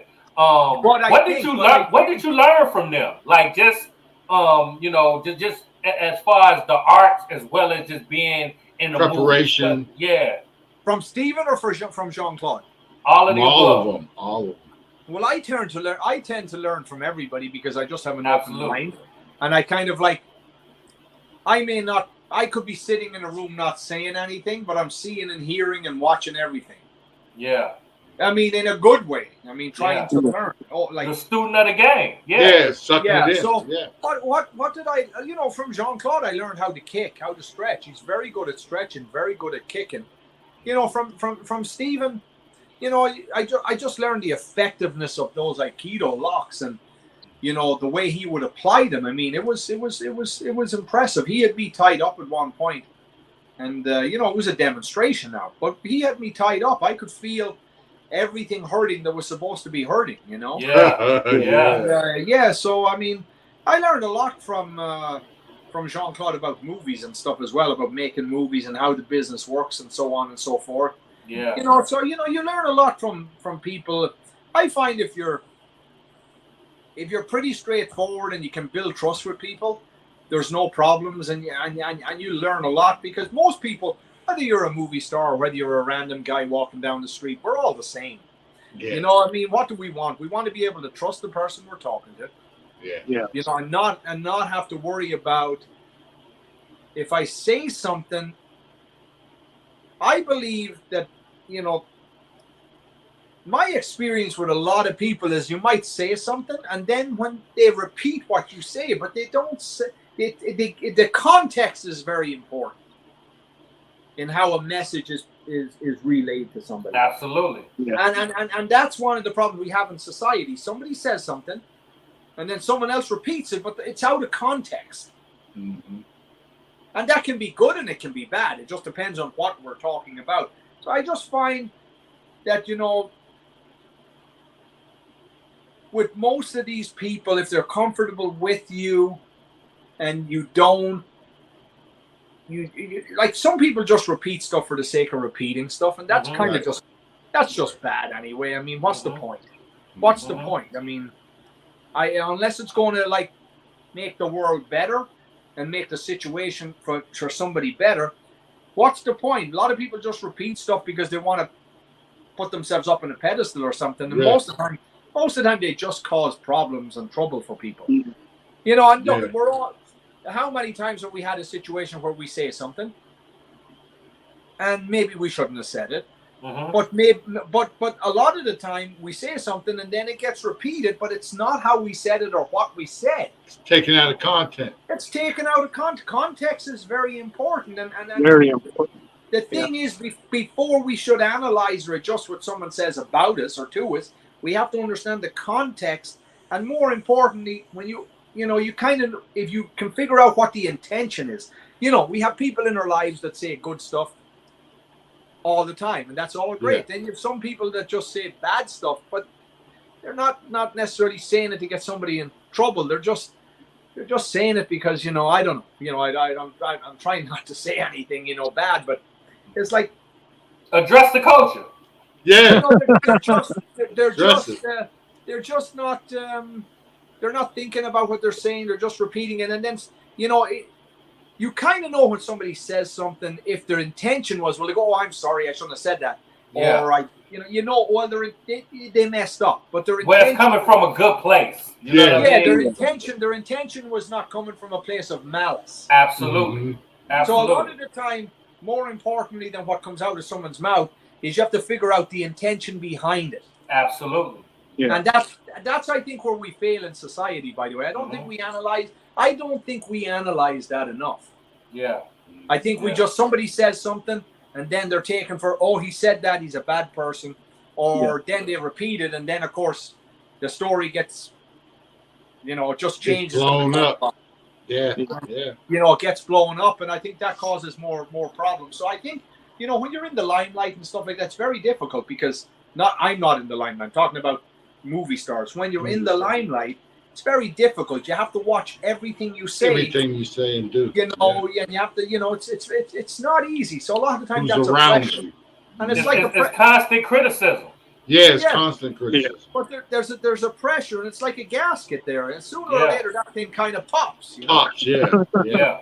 Your expectations of privacy are always being challenged. You know, by the paparazzi, the media, reporters. That's people trying to get the dirt and scoop. That's what people with the new social media, the gossip. Everybody wants to gossip on stuff. Yeah. Well, the thing is with any kind of type, whether it be a text, an email, or a social media post, is that it doesn't have a personality. Yeah. So it's very hard sometimes to know what somebody really means by what they're saying sometimes, you know? I mean, there's other times you know exactly what they're saying, of course, depending on the situation. But the problem is, I've received texts from people in the past, and I'm like, oh, what does he mean by that? I mean, is he being a smart aleck about that? Is there, you know, whereas at least if it's happening verbally, man to man, you know exactly where it's coming from. Yeah. So, you know. And that's huge, you know, for the culture, you know. So, and then the whole social media, you know, and all eyes on people. Say, for instance, this platform, you know, address the culture. It's freedom of speech to talk about, to address the culture. Yeah, our culture, our martial art lineage, you know. And James, what you shared with us, you know, today about where you came from, you know. That's huge. Your training methodology in your mind, your mentors, who inspired you, you know. That's awesome to hear from so many different people that have been on the show, you know, sharing their martial knowledge, who their teachers are. And the whole makeup of this show, which represents legacy, is exactly what you exhibited today, mentioning your teachers, Sifu Inosanto, you know, Darling. And, bro, thank you for sharing. Thank you and for just sharing. a quick one before we go, you know, because I don't want to leave anybody out. I mean, you know, Guru, Ed Downey. Yes. Yeah. And Dan, you know, nobody I would have. I can't have more respect for anybody. These two guys are just mountains, and You know, wait a minute. We got to make sure it's clear. Say it again. Say it again. You was breaking up a little bit. You broke up. Ed Downey and Danny Nosanto are my two primary instructors, and they're just mountains of men. They're mountains that I hope to one day be able to climb. Yes. And of course, I have other instructors, you know, like Joe Tan, you know, Leo Gahe, Virgil Cavada, and of course in Wing Chun I have Samuel Kwok, and then Kun Kamai, Cambodian boxing. I have Kru Tor Ratana, and they're all fabulous people too. So I didn't bring them up earlier because I thought I didn't know if I was limited to a time, but they're all fabulous people, and you know, I just wish that one day I can reach the heights that Ed Downey and Danny Nosanto and my other instructors have accomplished, and I hope to one day be as kind as they are, and be as nice, and be as good. And you know, I just look up to these people, and I'm very happy that they're in my life, because I really do think, you know, people are supposed to come into your life, no matter whether it's you go to them, they come to you, you bump into them.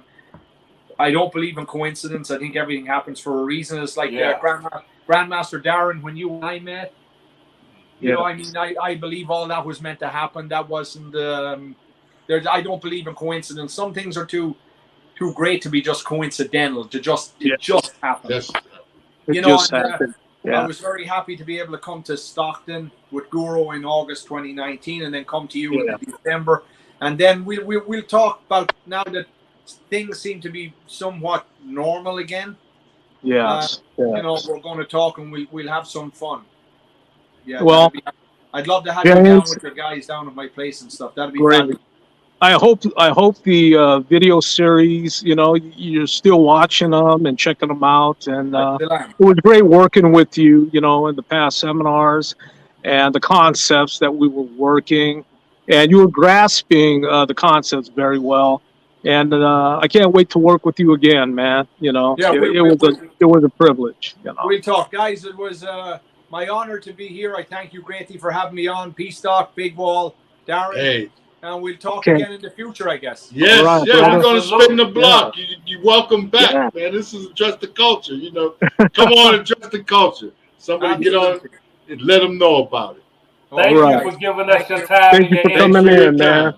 Thank you very much. All right. Guys. All right, guys. All right, James. Thank you, sir. Bye-bye.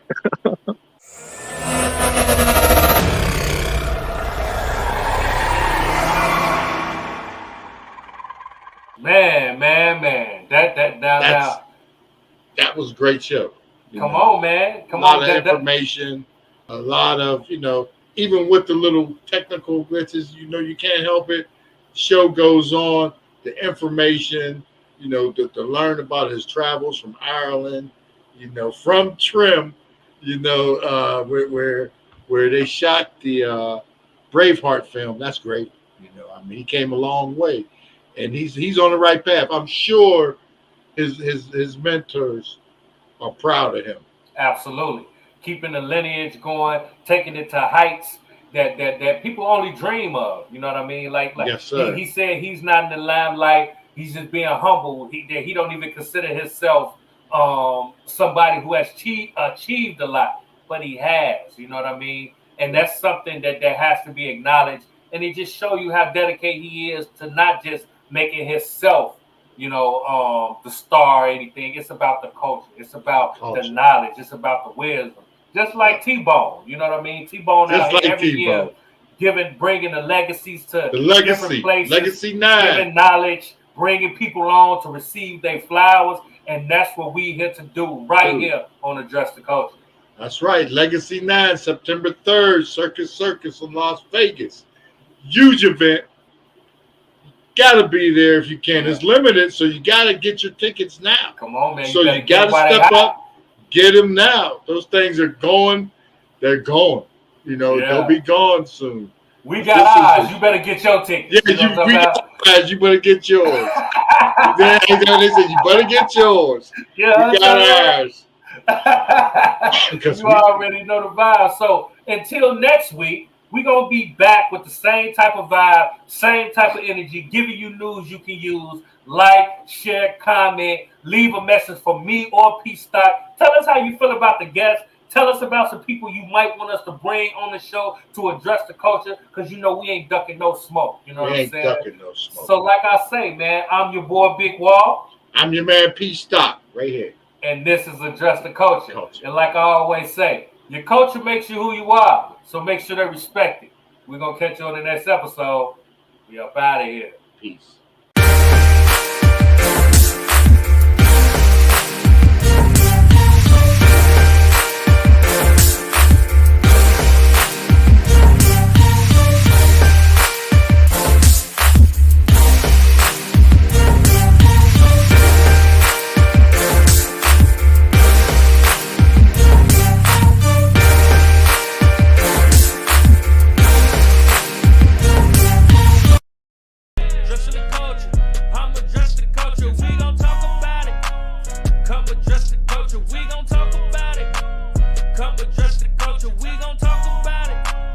Come address